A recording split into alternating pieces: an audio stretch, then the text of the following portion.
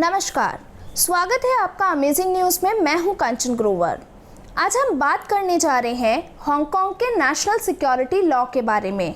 जी हां, national security law जो चीन की सरकार के द्वारा हांगकांग में लागू किया गया। साथ ही हम आपको बताएंगे कि इसका असर भारतीय मूल निवास के लोगों पर किस तरह से पड़ेगा, और साथ ही हम आपको यह भी बताएंगे कि किस तरह से चीन हांगकांग पर अपना कंट्रोल कर रहा है और कैसे वो धीरे धीरे हांगकांग पर अपना कब्जा करना चाहता है। तो आइए चलते हैं। कहानी शुरू होती है ब्रिटिश ईस्ट इंडिया कंपनी से। जी हाँ, वही ब्रिटिश ईस्ट इंडिया कंपनी जो भारत में अफीम का उत्पादन करती थी और साथ ही वह इसे चाइना में सप्लाई भी करती थी। नतीजा यह हुआ कि चाइना को धीरे धीरे अफीम की लत लग गई और चाइना ने अफीम को बैन कर दिया। ऐसे में ब्रिटिश सरकार काफ़ी भड़क गई और ब्रिटिशर्स ने जंग का ऐलान कर दिया। जी हाँ, एक युद्ध जिसे फर्स्ट ओपियम वॉर भी कहा जाता है। यह युद्ध 1839 से लेकर 42 तक चला। इस युद्ध में चाइना की हार हुई और ऐसे में चाइना को नानची ट्रीटी करनी पड़ी। जी हाँ, नानची ट्रीटी एक वह संधि जिसके अंतर्गत चाइना को अपना एक हांगकांग द्वीप गंवाना पड़ा। चाइना ने यह हांगकांग द्वीप पूरे 99 सालों के लिए ब्रिटेन को दिया। यह द्वीप ब्रिटेन को लीज पर दिया गया था। लीज मतलब कि एक तरह का कानूनी करार, जिसके अंतर्गत एक पार्टी दूसरी पार्टी को जमीन कब्जे पर किराए पर देती है।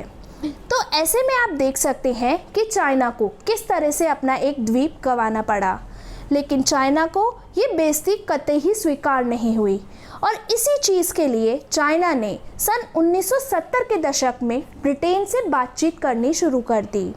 जी हाँ जी, इस बातचीत का ये नतीजा यह निकला कि सन 1984 में ब्रिटेन के प्रधानमंत्री और चीन की प्रीमियर के बीच एक समझौता हुआ। यह समझौता था वन कंट्री टू सिस्टम को लेकर। इस समझौते के अंतर्गत चाइना ने हांगकांग को सामाजिक और राजनीतिक स्वायत्तता देने को तैयार हुआ। चाइना सामाजिक और राजनीतिक तरीके से हांगकांग में अपना हस्तक्षेप करने को भी तैयार हुआ। तो ऐसे में आप देख सकते हैं कि किस तरह से चाइना ने धीरे धीरे अपना कंट्रोल हांगकांग पर लेना शुरू किया। पर बात यहाँ तक ख़त्म नहीं हुई। ये समझौता पूरे 50 सालों के लिए किया गया। यह समझौता 2047 को ख़त्म होना था, लेकिन चाइना अपना कंट्रोल काफ़ी जल्दी पाना चाहता था और इसी चीज़ के लिए चाइना ने ठीक 2017 में कैरी लियांग, जो कि एक चीनी नागरिक थी, उसे हांगकांग का चीफ एग्जीक्यूटिव चुन लिया। तो ऐसे में हांगकांग की जनता काफ़ी भड़की, लेकिन नतीजा कुछ नहीं हुआ। फिर 2020 जुलाई में चाइना ने नेशनल सिक्योरिटी लॉ को पारित कर दिया। इस लॉ को लेकर हांगकांग की जनता काफ़ी प्रोटेस्ट भी कर रही है, लेकिन नतीजा कुछ भी सामने नहीं आ रहा है। यह नेशनल सिक्योरिटी लॉ वहाँ की जनता के लिए काफ़ी खतरनाक कानून है और जनता चाहती है कि इस कड़े कानून को वापस ले लिया जाए। तो आखिर क्या है ये नेशनल सिक्योरिटी लॉ? जी हाँ, नेशनल सिक्योरिटी लॉ मतलब कि एक तरह का राष्ट्रीय सुरक्षा कानून, जिसके अंतर्गत यदि चाइनीज सरकार को लगेगा कि कोई भी व्यक्ति, चाहे वो हांगकांग का है या किसी और भी कंट्री का है, यदि वो व्यक्ति उसकी नेशनल सिक्योरिटी के लिए खतरा है या उसके नेशनल सिक्योरिटी को खतरे में डाल रहा है, तो वो उससे लाइफ टाइम इम्प्रिजनमेंट कर सकती है, मतलब पूरी ज़िंदगी के लिए जेल भेज सकती है। तो इतना कड़ा पनिशमेंट उस व्यक्ति को दिया जा सकता है। तो ऐसे में हांगकांग की जनता चाहती है कि ये जो कानून है ये चाइनीज़ गवर्नमेंट वापस ले ले, क्योंकि इस कानून के तहत वो हांगकांग पर अपना कब्जा जमा रही है, उसको अपना पूरा कंट्रोल कर रही है। इस तरह से वहाँ की जनता भी काफ़ी प्रोटेस्ट कर रही है और इसके लिए सिर्फ वहाँ की जनता ही नहीं, बल्कि अन्य देशों के प्रेसिडेंट जैसे कि यूएस के प्रेसिडेंट ट्रंप ने भी इस कानून का विरोध किया है और उन्होंने कहा है यदि कोई भी मेंबर जो हांगकांग की सिटीजनशिप लिए हांगकांग का है, वो मेरे देश में की सिटीजनशिप लेना चाहता है तो उसका स्वागत है। तो ऐसे में आप देख सकते हैं कि इतना कड़ा कानून हर एक देश के लिए कितना खतरनाक है। अब आप सोच रहे होंगे कि इंडिया के लिए इस पे कैसे असर पड़ेगा।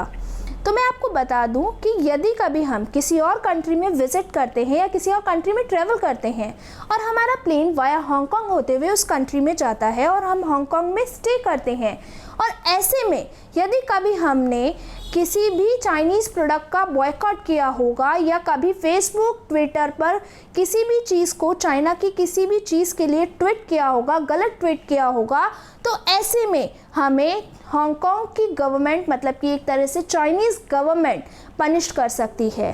तो आप सोच ही सकते हैं कि ये हमारे लिए भी कितना खतरनाक साबित हो सकता है।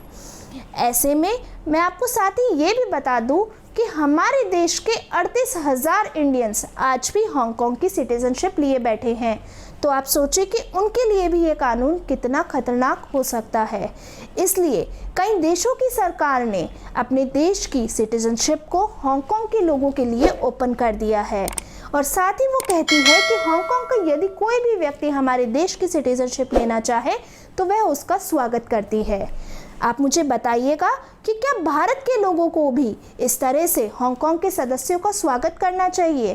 क्या मोदी सरकार को भी हांगकांग के लिए अपने दरवाजे खोल देने चाहिए? इस चीज़ के लिए इस कमेंट सेशन में ज़रूर कमेंट करिएगा। साथ ही दोस्तों, अगर ये वीडियो आपको पसंद आए तो इसको ज़रूर लाइक और सब्सक्राइब करें।